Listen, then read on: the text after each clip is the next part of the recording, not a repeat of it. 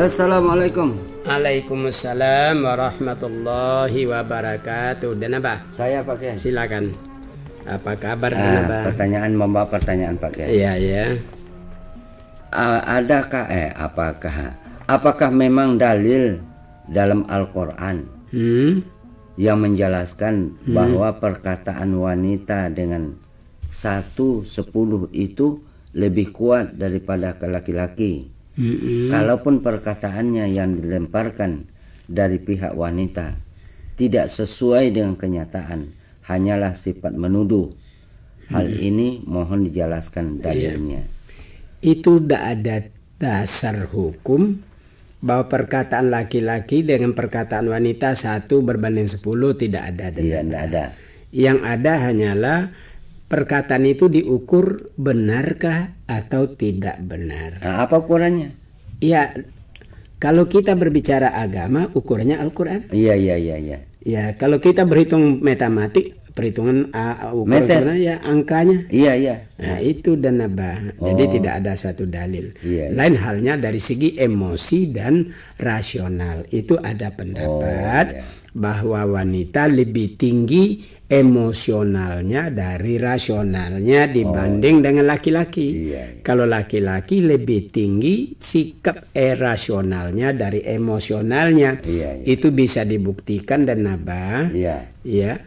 Kalau masalah talak, agama tidak membenarkan bahwa wanita menjatuhkan talak sama suami. Itu membuktikan Tuhan sudah tahu, karena Tuhanlah yang menciptakan laki-laki dan wanita. Di mana wanita ini tinggi emosionalnya, Tuhan mengingatkan supaya itu talak tidak boleh dijatuhkan oleh istri sama suami. Hanya suami yang boleh mentalak istri. Karena tingkat emosional kadang-kadang sulit ya untuk mengendalikannya. Itu dan apa persoalannya. Kalau itu benar, tapi kalau masalah kata tidak. Gitu. Ini lagi. Bagaimana pandangan Pak Kiai dengan Dainaba terhadap perbuatan orang tua yang mengusir anaknya, bahkan membunuh dengan lantaran faktor sirik, malu terhadap perbuatan anaknya yang pezina, pejudi dan sebagainya, bahkan kawin lari misalnya, dengan bagaimanakah dosanya orang tua misalnya apabila anaknya dijadikan sebagai gelandangan ataupun sejenisnya dengan tanpa adanya rasa kasih sayang, didikan yang baik di jalur pendidikan maupun jalur agama. Mohon penjelasan sesuai dengan pandangan Al-Quran dan Al-Hadis. Begini dan apa? Bagaimana? Ini nampaknya ada beberapa masalah. Masalah pertama, orang tua usir anak. Akibat dari kelakuan anak itu sendiri. Dan yang kedua, orang tua menjadikan anaknya jadi gelandangan untuk disuruh pergi meminta-minta di jalanan.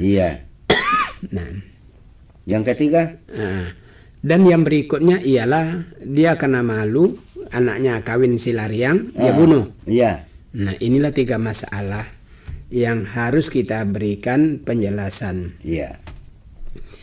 Masalah anak dan orang tua dan apa? Itu banyak faktor menentukan dari orang tua. Banyak faktor yang menentukan bagi sebenarnya orang tua. Sebab orang tua diperintahkan agama mendidik anaknya dengan didikan yang baik.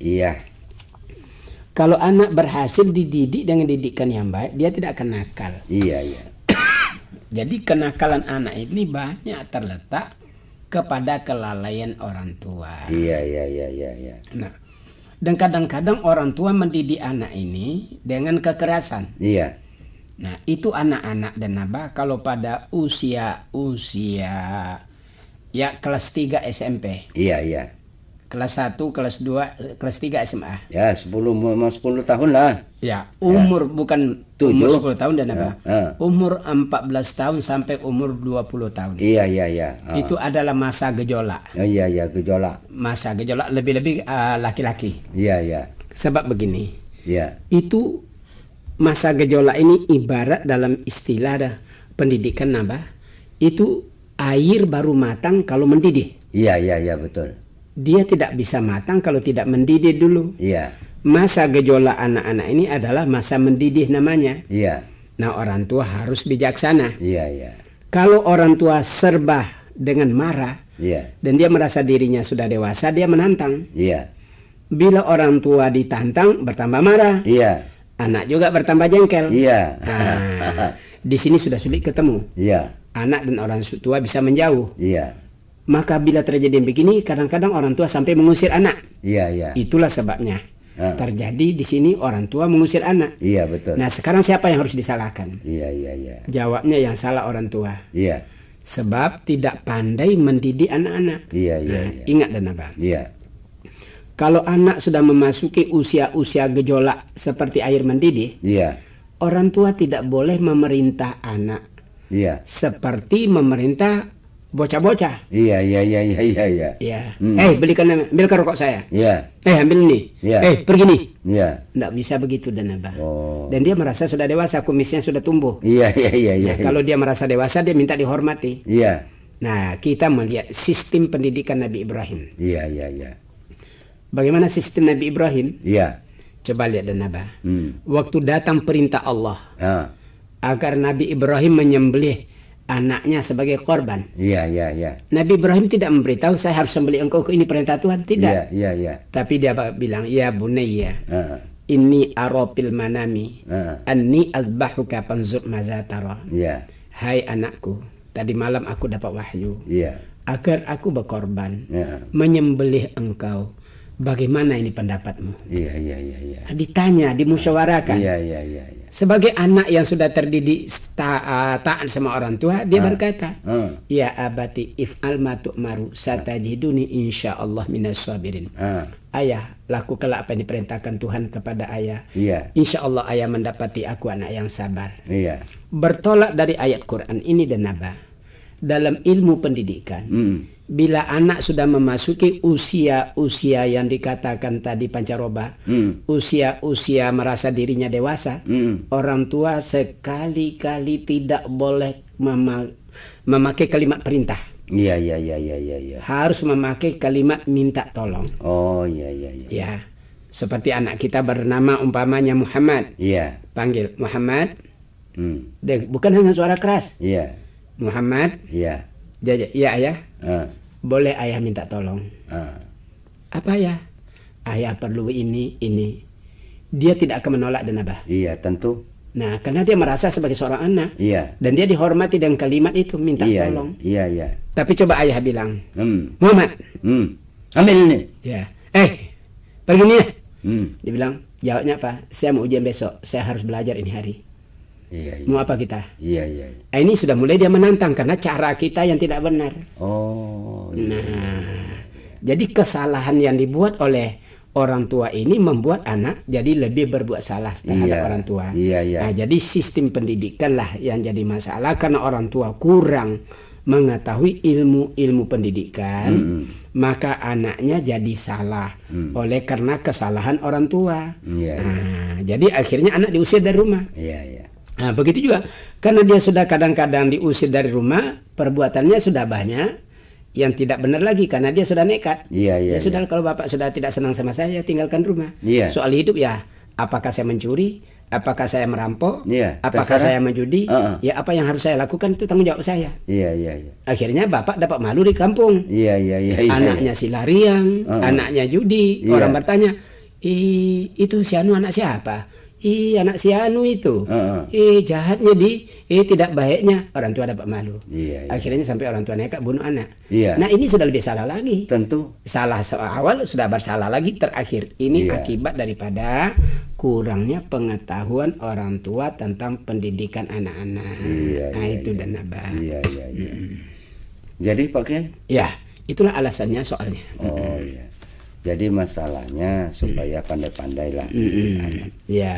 Ini pakai. Dari siapa tadi? Dari Jainuddin Sewang, Desa Kapita, Kecamatan Bangkala, Kabupaten Jeneponto. Ini lagi pakai.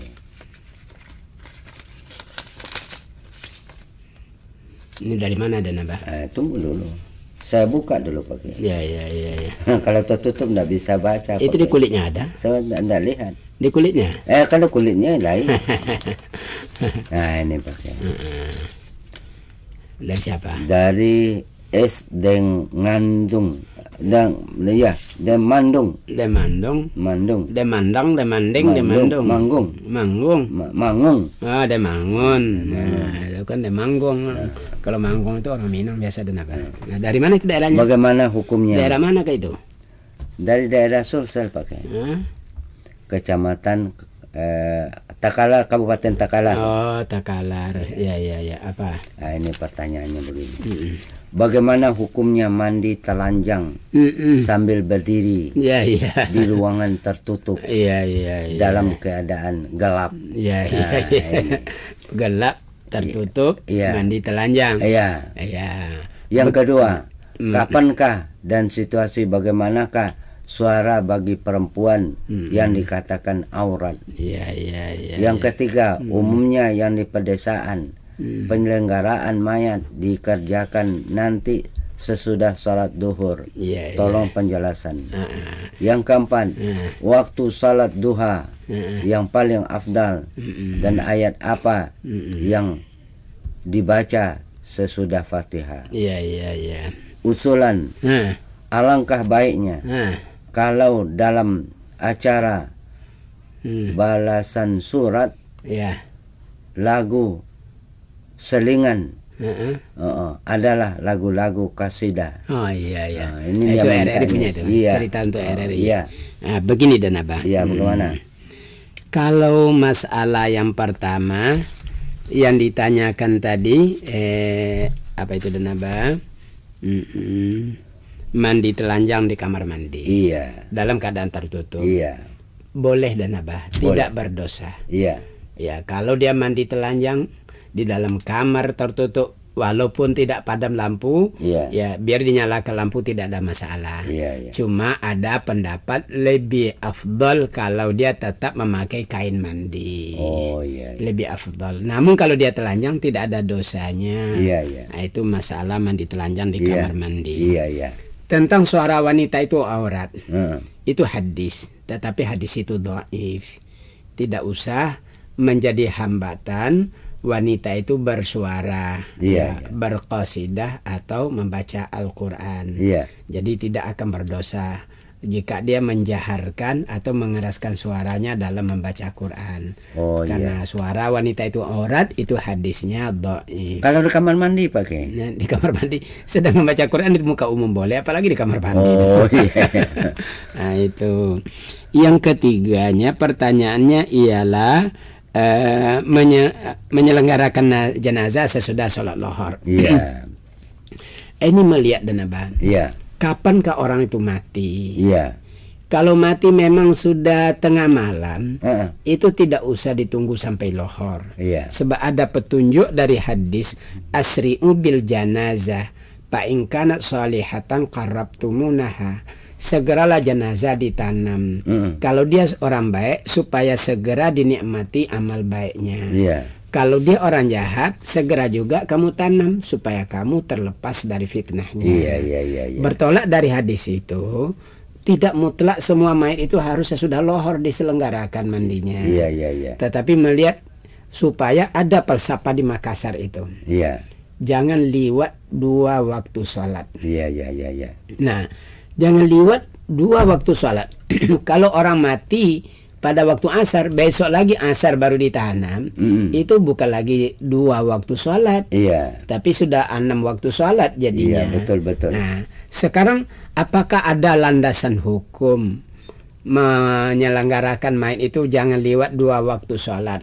Itu ada terdapat dalam hadis Sahih Bukhari dan Naba. Ceritanya Nabi sholat asar. Tiba-tiba teman yang berdekatan rumah dengan dia melapor kepada Nabi. Selesai sholat asar dilapor, ya Rasulullah, jamaah kita yang bernama si Anu selalu bersama kita sholat ini, dia sakratil maut.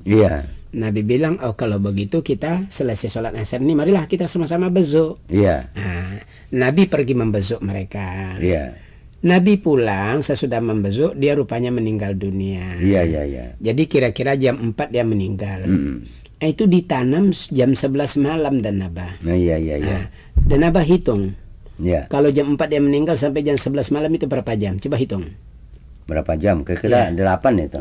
Enggak, 7 jam dan Abah. 7? Iya. Jam 4 ya 5, 6, 7, 8, 9, 10, 11. Iya. Jadi hanya 7 jam. Iya. Dan 2 waktu sholat saja, yaitu maghrib dengan isya. Iya. Nah, sebelum subuh dia sudah ditanam. Oh, ditanam malam ini? Iya, ditanam malam. Nah, ini menjadi dasar falsafah Makassar mengatakan jangan liwat 2 waktu sholat. Iya. Nah, ini sudah terpenuhi berdasarkan kenyataan hadis ini. Iya.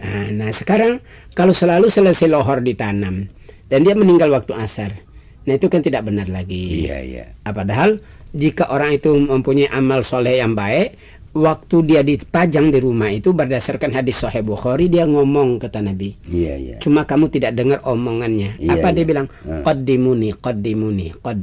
Artinya? Cepat saya ditanam. Cepat saya ditanam. Iya. Tapi keluarga tidak dengar bicaranya si mati, maka mereka bilang, tunggu dulu, kemanakannya dari Sopeng, saudaranya dari Wajo, anunya dari anunya dari anu. Iya. Menyebabkan mayat tertahan di rumah lebih lama. Iya. Ini kan tidak benar dan Abah. Iya, Itu betul. ceritanya. Ini lagi pakai. Apa lagi? Waktu salat duha yang paling afdal. Ya. Dan ayat apa yang dibaca? Salat duha yang paling afdal dan Abah. Iya. Ya, karena waktu duha itu ialah bila sudah sampai matahari terbit ukuran 2 gala. Iya. Kalau sekarang istilahnya jam 7:30 ya. Iya. Itu sudah lebih afdal waktunya. Iya. Adapun ayat tidak ada petunjuk. Memang ada sebagian mubali mengatakan harus membaca surat Wadduha kalau sembahyang duha. Iya. Tentu akan bertanya lagi, kalau sembahyang malam surat apa yang dibaca? Iya. Tentu baca walaili. Nah, sebenarnya itu tidak bisa dijadikan alasan. Iya. Itu hanya pendapat. Iya, pendapat orang. Kalau pendapat kita masing-masing itu bisa berbeda. Iya. Kalau tanpa dalil. Karena tidak ada petunjuk dari Nabi, silakan ayat apa yang Anda baca. No. Jangan disebut wadduha karena tidak hafal, maka dia tidak sembahyang duha. Oh iya. Ya, disuruh baca walaili iza yaghsha karena dia tidak hafal, dia tidak sembahyang malam. Iya. Nah, ini tidak benar. Iya. Lakukanlah karena Nabi tidak memberikan ketentuan ayat yang tertentu pada sholat malam, tidak menentukan ayat yang harus dibaca pada sholat duha. Silakan baca apa yang Anda hafal. Yang penting Anda laksanakanlah sholat duha, laksanakanlah sholatul lail. Itu dan apa? Itulah saudara dan Mangung penjelasan. Iya. Mudah-mudahan sudah mengerti, dipahami baik-baik. Iya. Nah, ini lagi pakai. Iya. Ini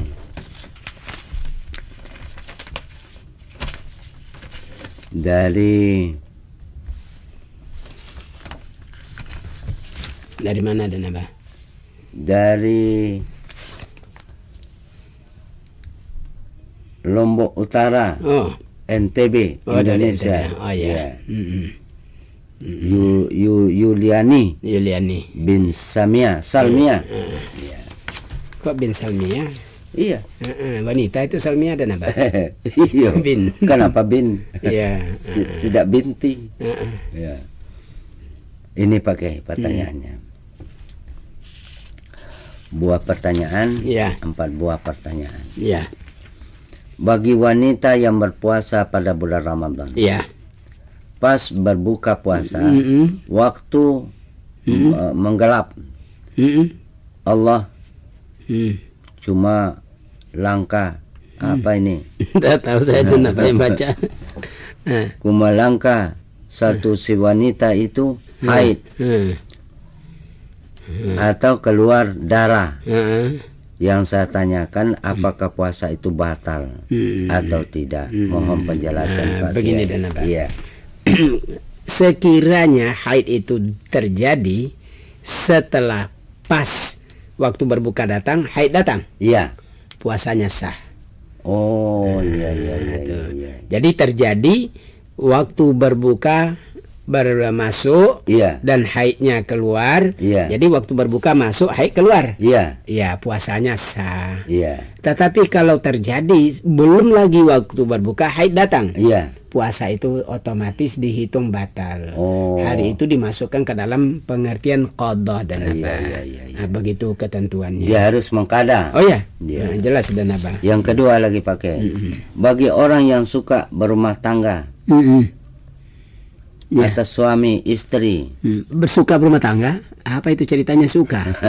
Semua orang suka itu. Sudah berumah tangga. Itu yang benar itu. Apakah hukumnya bagi kita yang punya suami, sedangkan si istri pergi ke rumah orang tua atau saudaranya tanpa pesan, atau pergi ke rumah orang tuanya, si Dara secara diam-diam. Apakah si istri itu tidak berdosa kepada suaminya? Mohon penjelasan. Begini dan Abah. Terjadinya istri pergi ke rumah orang tua, ini beberapa kemungkinan terjadi. Kemungkinan terjadi pertengkaran. Karena pertengkaran. Karena pertengkaran istri melarikan diri ke rumah orang tua. Umpamanya. Atau suami terlalu ketat, tidak boleh tinggalkan rumah. Atau istri diam-diam pergi ke rumah orang tua. Ini masalah yang perlu kita bahas. Dalam persoalan pertengkaran, jika terjadi pertengkaran suami istri, jangan terlalu gampang si istri meninggalkan rumah suami, terus lari ke rumah orang tua. Ini bisa nanti masuk fitnah ke dalam. Betul. Orang tahu bahwa mereka bertengkar. Kalau orang tahu bertengkar, orang yang tidak senang terhadap rumah tangganya, ini bisa digembar-gemburkan. Bisa dibuat-buat nanti bahwa suami begini-begini atau istri begini-begini. Maka bertambah retak. Padahal dan Abah, cekcok suami istri itu hanya kusut-kusut bulu ayam. Kalau kusut-kusut bulu ayam diurut kembali rata. Dan tidak tahu di mana retaknya tadi. Nah, itu harus dipahami oleh suami istri. Jangan sampai terjadi, ya ini bagi rumah tangga yang muda-muda ya. Kalau yang tua-tua saya kira tidak mungkin lagi untuk sedikit-sedikit lari ya. Bagi rumah tangga yang baru kawin, nah sedikit-sedikit marah suami istri lari ke rumah orang tua. Itu tidak pantas ya. Nah, dengan demikian dan Abah, maka terjadinya cekcok antara suami istri itu wajar. Kalau ada rumah tangga yang tidak cekcok itu tidak normal. Kalau yang cekcok melulu juga tidak normal. Kalau melulu itu saja. Yang normal cekcok pagi damai waktu malam. Itulah paling nikmat. Nah, jadi masalah cekcok itu biasa. Tetapi hendaknya pandailah menahan diri sang istri untuk tidak lari ke rumah orang tua. Dan sebaliknya juga, suami jangan terlalu gampang memarahi istri. Ya, karena orang itu dikawini bukan untuk dimarah-marahi. Betul. Tapi untuk dinasihati kalau salah. Ya, salah istri nasihatilah suami sebagai pimpinan rumah tangga. Sebaliknya juga dan Abah. Kalau suami salah, jangan pula istri ngotot. Tapi sampaikanlah dengan baik-baik. Supaya jangan cekcoknya bertambah meluas. Atau suami yang terlalu ketat dan Abah, sehingga seakan-akan istri itu dihukum, tidak boleh bertemu dengan kakaknya, dengan saudaranya, dengan ibunya, sehingga istri sering mencuri waktu, pergi diam-diam ke rumah orang tua. Ini kesalahan terletak pada suami. Kalau dia tahu pergi sama orang tuanya, ya izinkanlah, tidak usah terlalu ketat. Sebaliknya juga kita akan begitu sih ya suami mau ketemu dengan ayah dan ibu di rumah. Sebab bagaimanapun dan Abah, ada dua perkara. Melihatnya sudah berpahala. Tahu dan Abah dua itu? Apa itu? Yang pahala kalau melihat. Melihat wajah ayah dan ibu itu berpahala. Yang kedua, melihat Ka'batullah secara langsung itu berpahala. Itu dan Abah. Kalau melihat Ka'bah secara langsung itu pahala. Betul dan Abah. Kalau begitu Pak Kiai, saya cukupkan sampai sekian. Cukup sekian dan Abah. Saya rasa cukup nih. Hadanallah wa iyyakum ajmain. Assalamualaikum warahmatullahi wabarakatuh. Waalaikumsalam warahmatullahi wabarakatuh.